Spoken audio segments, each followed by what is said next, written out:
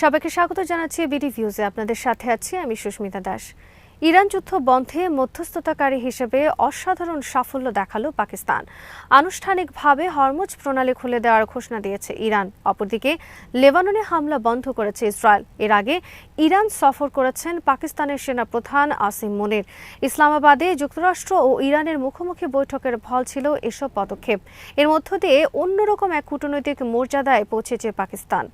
এই মধ্যস্থতায় সারা বিশ্বে স্বস্তি ফিরে এলেও একটি দেশ চরম অস্বস্তিতে আছে। সেই দেশটি হচ্ছে ভারত। পাকিস্তানের সাফল্য মানে দেশটির উগ্রপন্থী হিন্দু মৌলবাদী সরকারের কাছে তা বিপর্যয়ে বিস্তারিত থাকছে আসিফ মাহমুদের প্রতিবেদনে।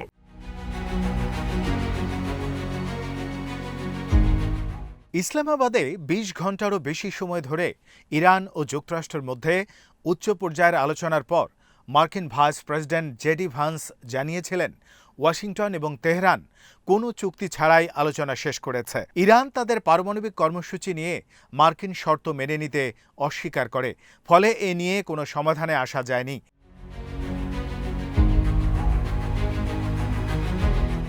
ভান্সের এই ঘোষণার পর মনে করা হয়েছিল আলোচনা হয়তো শেষ হয়ে গেছে, কিন্তু না। এরপর দেখা গেল পাকিস্তানের সেনাপ্রধান ইরান সফর করলেন। অর্থাৎ পাকিস্তানের মধ্যস্থতা শুধু চলছে না, অনেকগুলো বিষয় ফলপ্রসূ হতে যাচ্ছে। পাকিস্তানের এই কূটনৈতিক অর্জন ভারতের জন্য বেশ অস্বস্তির কারণ।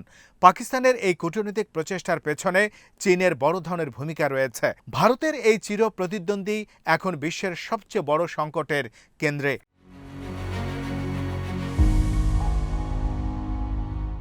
দীর্ঘকাল ধরে ভারতকে দক্ষিণ এশিয়ার সবচেয়ে বৈশ্বিকভাবে নেটওয়ার্কযুক্ত দেশ হিসাবে দেখা হয়েছে, যার সাথে ওয়াশিংটন, তেল আবিব, তেহরান এবং উপসাগরীয় দেশগুলোর সুসম্পর্ক রয়েছে।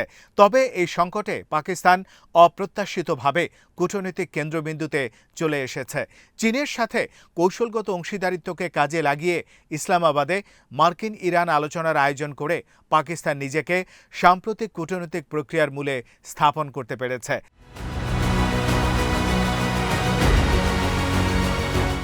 ভারত বিশ্বের চতুর্থ বৃহত্তম অর্থনীতির দেশ, যা প্রায় $4.5 ট্রিলিয়ন। পাকিস্তানের অর্থনীতি $410.5 বিলিয়ন। ভারতের প্রতিরক্ষা বাজেট $85 বিলিয়ন, যেখানে পাকিস্তানের $9 বিলিয়ন।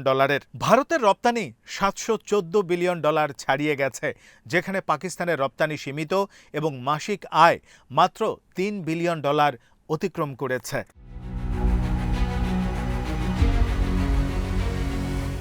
প্রথাগত মানদণ্ডে ভারতের ভূ রাজনৈতিক প্রভাব পাকিস্তানের চেয়ে অনেক বেশি, কিন্তু বৈশ্বিক সংকটে একটি দেশের গুরুত্ব শুধু প্রথাগত হিসেবে দিয়ে নির্ধারণ হয় না। একটি দেশের ওপর আস্থা ও বিশ্বস্ততা আন্তর্জাতিক সম্পর্কের ক্ষেত্রে গুরুত্বপূর্ণ। একই সাথে আন্তর্জাতিক একাধিক শক্তির সাথে সে দেশের সম্পর্ক কেমন তাও কম গুরুত্বপূর্ণ নয়। ফলে ইরান যুদ্ধকে কেন্দ্র করে যে বৈশ্বিক মেরুকরণ ঘটেছে, তাতে পাকিস্তান হয়ে উঠেছে অন্যতম গ্রহণযোগ্য এক শক্তি।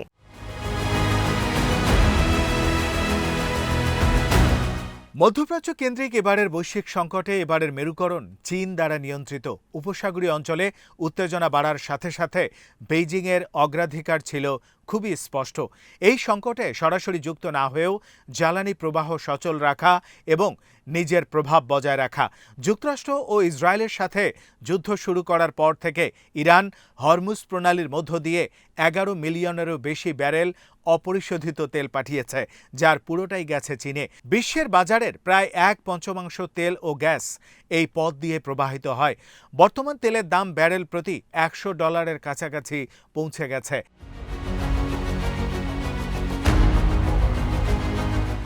এই পরিস্থিতিতে পাকিস্তান একটি সুবিধাজনক কূটনৈতিক হাতিয়ার হিসেবে আবির্ভূত হয়েছে।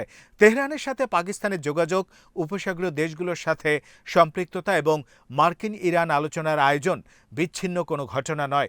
পাকিস্তানকে সামনে আনতে বেইজিংয়ের যে জোরালো সমর্থন ছিল তা নিশ্চিতভাবে বলা যায়। প্রায় $60 বিলিয়ন মূল্যের চীন পাকিস্তান অর্থনৈতিক করিডোর এই সম্পর্কের মূল ভিত্তি। চীনা বিনিয়োগ তৈরি পাকিস্তানের গোয়াদর বন্দর হরমুজ প্রণালী থেকে মাত্র 400 কিলোমিটার দূরে। চীন পাকিস্তানকে কেবল বন্ধু হিসেবে নয়, ভূ রাজনৈতিক প্রভাব বিস্তারের প্রতিযোগিতার অংশ হিসেবে বিবেচনা করে।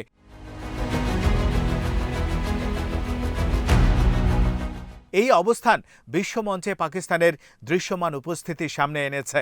চীনের সংকেতের কারণে পাকিস্তানের কূটনৈতিক তৎপরতা বৃদ্ধি পেয়েছে, যা ইসলামাবাদকে সবার কাছে গ্রহণযোগ্য মধ্যস্থতাকারী হিসেবে প্রতিষ্ঠিত করেছে। পাকিস্তানে আয়োজিত যুক্তরাষ্ট্র ও ইরানের এই আলোচনায় সৌদি আরব, তুরস্ক এবং মিশরের ভূমিকা ছিল, যা একটি নতুন আঞ্চলিক গোষ্ঠীর উত্থানের ইঙ্গিত দেয়।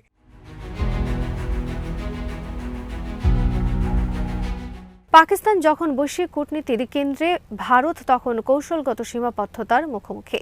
ভারত অপরিশোধিত তেলের প্রায় ৪৫% মধ্যপ্রাচ্য থেকে আমদানি করে। উপসাগরীয় সহযোগিতা পরিষদের সাথে ভারতের বার্ষিক বাণিজ্য $১৭০ বিলিয়ন বেশি এবং প্রবাসী আয় হিসেবে আসে প্রায় $৪০ বিলিয়ন, যা দেশটির অর্থনীতির জন্য অত্যন্ত গুরুত্বপূর্ণ। সে তুলনায় ইসরায়েলের সাথে বাণিজ্য অনেক কম, মাত্র $10.8 বিলিয়ন। এই বহুমুখী সম্পর্ক নয়াদিল্লিকে মার্কিন যুক্তরাষ্ট্র, ইরান, ইসরায়েল এবং উপসাগরীয় দেশগুলোর মধ্যে একটি নির্ভরযোগ্য মধ্যস্থতাকারী হিসেবে প্রতিষ্ঠিত করতে পারত। কিন্তু সমস্যা হচ্ছে, ভারতের বিশ্বস্ততা নিয়ে প্রশ্ন আছে।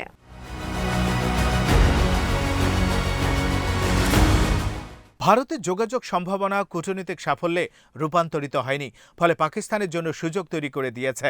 ভারতে আয়োজিত নৌমহড়ায় অংশ নেওয়ার পরপরই ভারতের সমুদ্র সীমায় ইরানি যুদ্ধজাহাজ মার্কিন বাহিনী ডুবিয়ে দেওয়ার ঘটনা নয়াদিল্লির প্রভাবের সীমাবদ্ধতা প্রমাণ করে। যুক্তরাষ্ট্রের এ ধরনের কর্মকাণ্ডের নিন্দা পর্যন্ত করতে পারেনি ভারত।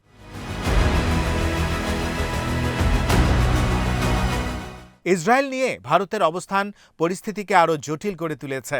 গাজা সংঘাতে ভারতের অবস্থান ছিল ইসরায়েলের পক্ষে, যা উপসাগরীয় দেশগুলোর সাথে ভারতের ভারসাম্যের সম্পর্কের উপর প্রভাব ফেলেছে। গাজায় ইসরায়েলের গণহত্যা ও মানবাধিকার লঙ্ঘনের বিষয়ে ভারতের নীরবতা আরব বিশ্ব এবং গ্লোবাল সাউথের কিছু অংশে অস্বস্তি তৈরি করেছে। ইসরায়েলের সাথে মোদির বেপরোয়া সম্পর্ক নানা প্রশ্নের সৃষ্টি করেছে।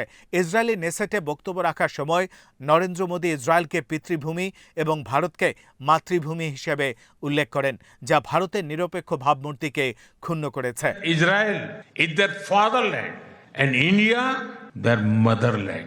এখন কূটনৈতিক প্রাসঙ্গিকতার সংজ্ঞা বদলে যাচ্ছে। অর্থনৈতিক শক্তি এবং দীর্ঘস্থায়ী অংশীদারিত্বের প্রথাগত মডেলের জায়গায় এখন তাৎক্ষণিক ও লেনদেন ভিত্তিক যুক্তি প্রাধান্য পাচ্ছে।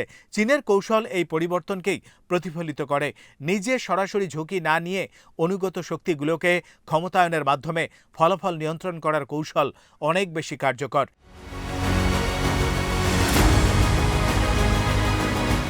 ইরানকে আলোচনার টেবিলে আনা এবং পাকিস্তানকে সেই সংলাপের সুযোগ করে দেওয়ার মাধ্যমে বেইজিং সরাসরি দ্বন্দ্বে না জড়িয়েও জ্বালানি নিরাপত্তা ও আঞ্চলিক স্থিতিশীলতা রক্ষা করতে সক্ষম হয়েছে।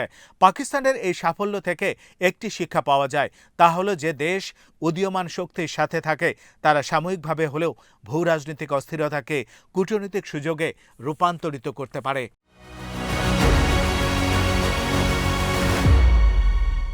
দক্ষিণ এশিয়ার ক্ষমতার ক্রমবিন্যাস এক কঠিন পরীক্ষার মধ্য দিয়ে যাচ্ছে। এই অস্থির সময়ে পাকিস্তান কেবল দৃশ্যমানই হয়নি, বরং সংকট কূটনীতির কেন্দ্রে অবস্থান নিয়েছে। চীনের সমর্থনে এই অবস্থান ইসলামাবাদকে সংকটকালীন কূটনীতির গুরুত্বপূর্ণ অঙ্গনে নয়াদিল্লিকে ছাড়িয়ে যাওয়ার সুযোগ করে দিয়েছে, যা দক্ষিণ এশিয়ায় চীনের পাশাপাশি পাকিস্তানের ভূমিকা আরও বাড়বে।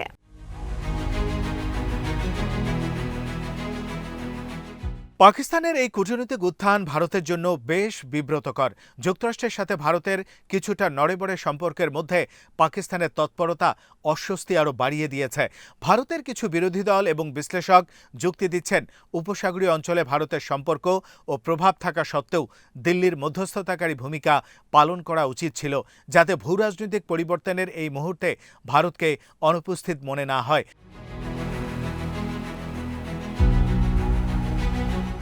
পাকিস্তানের মধ্যস্থতাকারী হওয়ার খবরের পর বিরোধী দল কংগ্রেস সরকারের সমালোচনা করে বলেছে এটি ভারতীয় কূটনীতির জন্য একটি বিব্রতকর পরিস্থিতি। এই সমালোচনাকে পাত্তা দিতে চাননি পররাষ্ট্রমন্ত্রী এস জয়শঙ্কর। তিনি পাকিস্তানের তৎপরতাকে ছোট করে দেখার চেষ্টা করেছেন। সর্বদলীয় এক বৈঠকে এস জয়শঙ্কর পাকিস্তানের ভূমিকাকে দালালি হিসেবে অভিহিত করেন। তিনি উল্লেখ করেন, 1981 সাল থেকে পাকিস্তান এমন ভূমিকা পালন করে আসছে যার মধ্যে যুক্তরাষ্ট্র তালেবান আলোচনা ঘোষণাও অন্তর্ভুক্ত। তিনি বলেছেন, আমরা কোনো দেশের হয়ে এ ধরনের দালালি বা অহেতুক দৌড়াদৌড়ি করি না। তার এই বক্তব্যের মধ্যে আসলে হতাশা ফুটে উঠেছে। পাকিস্তানের সাফল্য মেনে নিতে পারছেন না জয়শঙ্কর।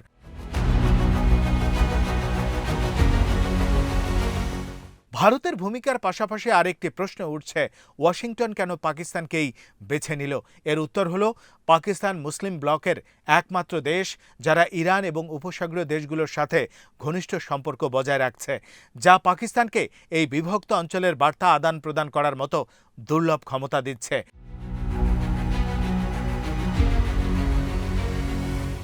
পাকিস্তানের কূটনৈতিক প্রাসঙ্গিকতা উপসাগরীয় অঞ্চলে তাদের নিরাপত্তা ভূমিকার উপর দাঁড়িয়ে আছে।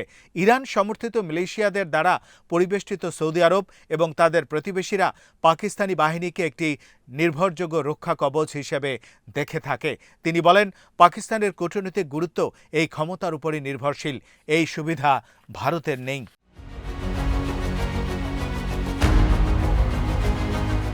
আজ এখানেই শেষ করছি। সবাই ভালো থাকুন, সুস্থ থাকুন আর দেখতে থাকুন বিডি ভিউজ। চ্যানেলটি ভালো লাগলে সাবস্ক্রাইব করুন, সংযুক্ত থাকুন আমাদের ফেসবুক পেজে।